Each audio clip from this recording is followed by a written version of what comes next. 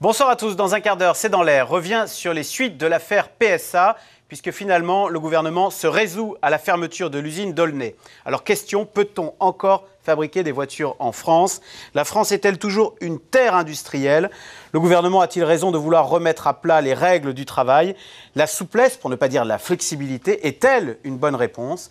Vous retrouverez Yves Calvi et ses invités à 17h48 dans C'est dans l'air, qui est intitulé ce soir « Peugeot, le sauvetage maintenant ». Mais tout de suite, c'est-à-dire.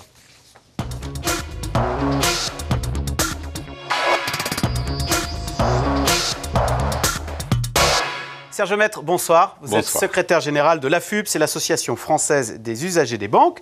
Et vous êtes l'auteur de ce petit livre, Comment ne pas payer ses dettes à son banquier avec la loi. Voilà, avec la loi.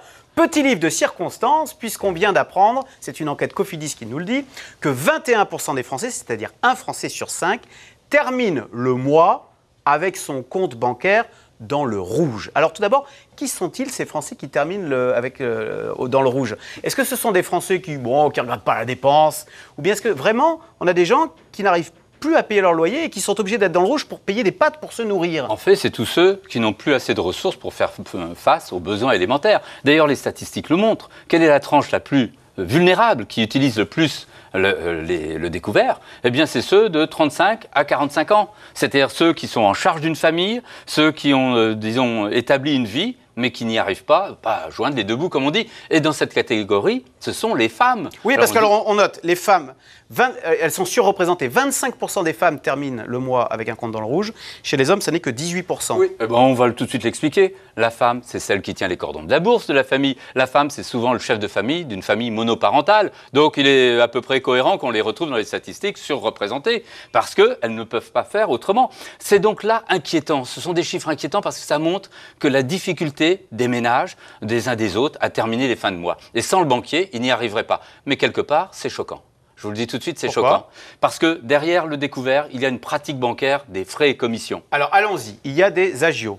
Oui, les agios, attendez, les agios, si c'est juste les intérêts sur le solde débiteur, c'est pas énorme. Hein, c'est 13%, 13-14%. Ah oui, alors attendez, j'ai 100 € de découvert. Si j'ai 100 € de découvert toute l'année, la banque va me prendre 13 € d'intérêt. Sur l'année, mais généralement, c'est pas l'année, parce que si elle vous prend un découvert permanent plus de 3 mois, elle commet une faute, il y a annulation des intérêts.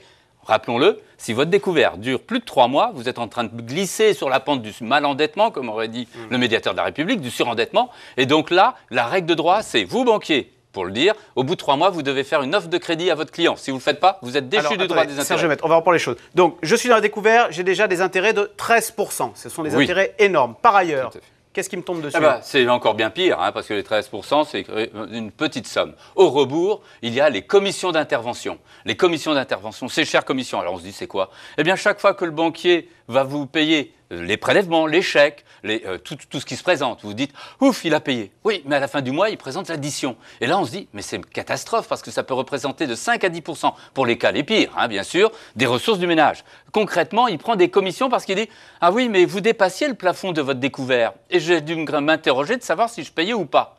En fait, c'est déloyal, parce que si dès l'origine, et à fur et à mesure... Elles sont de combien, ces commissions d'intervention? Elles vont de 5 à 20 € en moyenne. Alors attendez, je fais une carte bleue de 20 € et je suis à découvert au-delà de mon autorisation. Par carte bleue, il va me prendre jusqu'à 20 € par opération. Si c'est un débit différé, tout vient patatrac à la fin et donc là, vous aurez un dépassement. Donc c'est très cher et c'est surtout la multiplication de ces frais. Et là, je le dis tout de suite à ceux qui nous entendent. Il y a tout d'abord à dire au banquier, attendez, vous êtes déloyal. Pourquoi? Parce que vous n'avez qu'à hausser le plafond de mon découvert. Oui, mais ça, il faut l'autorisation du... Oui. Du quoi? Du client.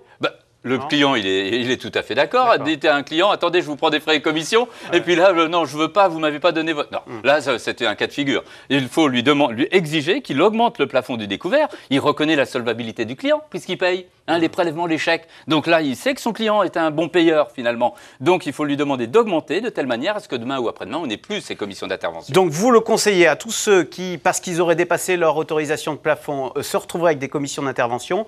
On téléphone au banquier, on râle, on dit, vous auriez dû m'augmenter mon autorisation. Oui, et déjà lui dire, là, donc pour l'avenir, vous allez le faire, parce que je ne veux plus payer et continuer de payer. Et puis pour le passé, vous allez me rembourser. Pourquoi? Parce qu'il y a ça. Puis deuxièmement, vous, monsieur le banquier, vous payez 2 fois. Vous avez des intérêts sur le solde débiteur. les intérêts, à 13-14%. Et en plus, vous me prenez une deuxième couche. Serge Lemaitre, on va où là si toutes les semaines on augmente l'autorisation de découvert? Enfin, la banque à la fin, elle va pas. C'est pas une vache à lait, c'est pas la Samaritaine, on le sait très bien. Voilà. Non, il s'agit de gérer pour les consommateurs, pour tous ceux qui en ont recours, le découvert, ils n'en ont pas besoin 30 jours sur 30. Ils en ont besoin de 15 jours, 17 jours, le temps de faire la jointure avec la rémunération. Il est évident que ça remet en cause toute l'économie actuelle, c'est-à-dire que les ressources sont insuffisantes à faire face aux besoins. Pas nous qui le disons. Il faudrait avoir, certains diraient, des salaires plus élevés. Ça, c'est un autre sujet. Mais concrètement... Enfin, il faut aussi savoir ne pas dépenser plus que ce qu'on gagne. Il faut, mais souvent, c'est pour des besoins. Ce n'est pas des besoins lucratifs, de lucre, de plaisir. Ouais. C'est des besoins parce que pourquoi les 35 à 45 ans? C'est parce qu'ils ont des enfants, qu'il y a la rentrée des classes, il y a l'enfant qui va aller à la faculté. C'est nouveau. On est content, il a eu son bac. Oui, mais il y a des dépenses. Est-ce que vous avez une astuce pour essayer des conseils que vous donnez à des gens qui disent « Je n'arrive pas, tous les mois je me retrouve à découvert et tous les mois je dépasse mon plafond ». Vous avez une astuce. Qu'est-ce que vous dites à ces gens? Concrètement, déjà, regardez dans votre budget. C'est évident, le premier réflexe, il vaut mieux regarder déjà chez soi si on peut faire quelque chose d'un peu mieux et de mieux gérer. Deuxième réflexe, comme vous êtes dans la dépendance de votre banquier, là, parce que le découvert, il dure que 15 jours, vous avez un plafond. Allez le voir et peut-être lui demander, lui, une autre formule de financement. Parce que le découvert, c'est que pour quelques jours. C'est des besoins ponctuels. Or, apparemment, tous les mois, vous êtes en bisbille, quoi, avec vous-même.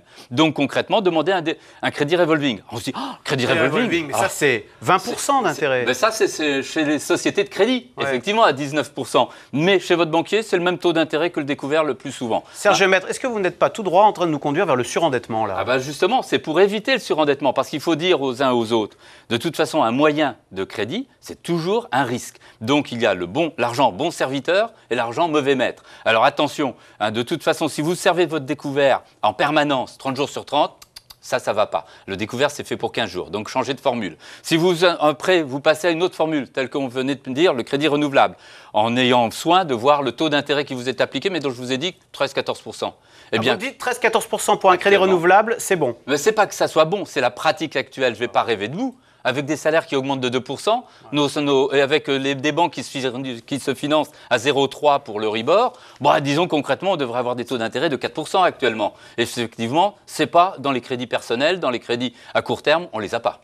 Ça fait râler quand même de payer 13% d'intérêt. C'est tout à fait, disons, les banques vivent sur l'économie actuellement comme le gui sur la branche. Elles pompent, elles font de beaux bénéfices. Alors, pour réduire ces dépenses, on est aussi matraqué aujourd'hui par tous ces prélèvements automatiques. Est-ce que c'est pas ça aussi qui fait qu'on a l'impression qu'on a plus de marge de manœuvre entre le téléphone, la télévision, l'eau, l'électricité? Paf, on commence le mois, on n'a plus rien. Alors là, l'avenir ne va pas être clair, rose en tout cas, puisque tous les nouveaux modes de paiement vont jouer sur le prélèvement automatique. C'est pas une drogue, ça? Disons que c'est le paiement aseptisé. On s'en rend pas compte. C'est un peu comme lorsqu'on paye avec sa carte bancaire. Il n'y a plus de matérialité. On ne paye pas avec ses espèces. Et donc là, c'est très dangereux. C'est vrai que c'est un système assez puissant pour qu'on ne se rende pas compte de la réalité des dépenses. Eh bien, on a dit tout à l'heure, il faut que le consommateur regarde sur son porte-monnaie ses dépenses. Voilà aussi de quoi faire peut-être tomber des dépenses inutiles. Est-ce que le consommateur... On dit souvent, tiens, je vais me balader, je vais faire du shopping.